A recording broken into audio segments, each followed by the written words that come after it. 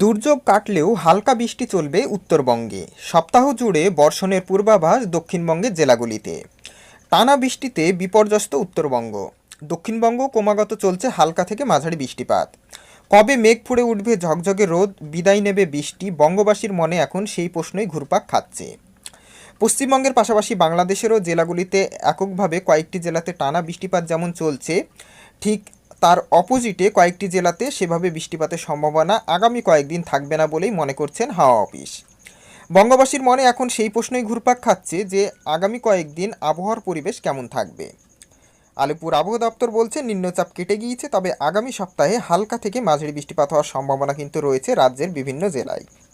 স্বস্তির বিষয়, উত্তরবঙ্গে দুর্যোগ কাটছে। আপাতত ভারী বৃষ্টিপাতের সম্ভাবনা নেই সেখানকার ৮ জেলায়।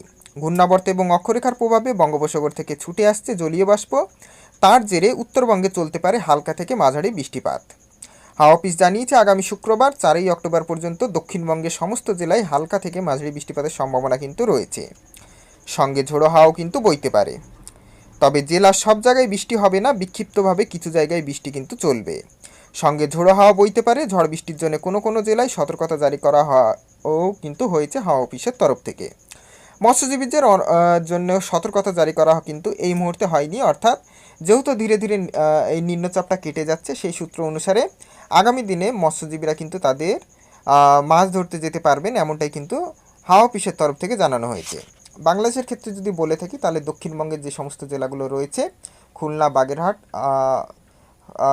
বান্দরবন, কক্সবাজার, ঢাকা, ময়মনসিংহ, পাবনা, এই কয়েকটি জেলাতে কিন্তু হালকা থেকে মাঝারি বৃষ্টিপাত হবে। তবে ধীরে ধীরে কিন্তু আবহাওয়ার উন্নতি সোমবার থেকে কিন্তু দেখা দেবে।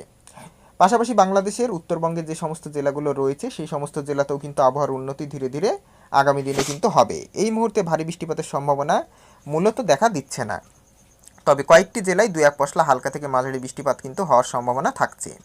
আপনারা কোন জেলা থেকে দেখছেন অতি অবশ্যই কমেন্ট বক্সে লিখে জানাবেন। আপনাদের জেলার খবর সর্বপ্রথম উঠে আসলে অতি অবশ্যই চেষ্টা করব সর্বপ্রথম আপনাদের সামনে তুলে ধরার। ভিডিওটা ভালো লেগে থাকলে সকলের মাধ্যমে শেয়ার করে দেখার সুযোগ করে দেবেন। So thanks for watching.